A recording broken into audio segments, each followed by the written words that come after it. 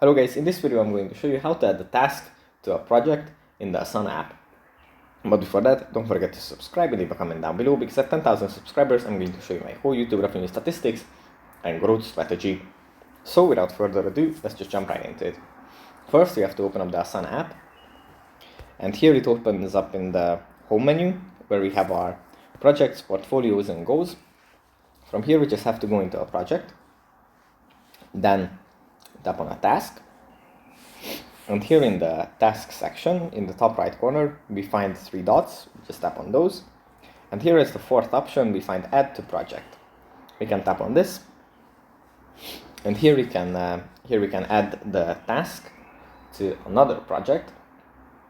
Currently this task is belonging to task 1, but we can add it to project 1 as well. And we can just tap on done, and then we can access this task from two different projects. That's pretty much it for this video. Hope it was helpful for you guys, and I'll see you in the next one.